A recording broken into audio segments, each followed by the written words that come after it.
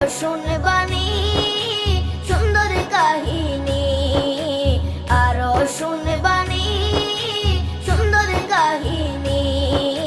জান্নাতের ওই রুমে রুমে লেখা নবীর নাম, জান্নাতের ওই রুমে রুমে লেখা নবীর নাম। নবী রহমতে আলম নূরে মুজাসসম, রহমতে আলম নূরে মুজাসসম।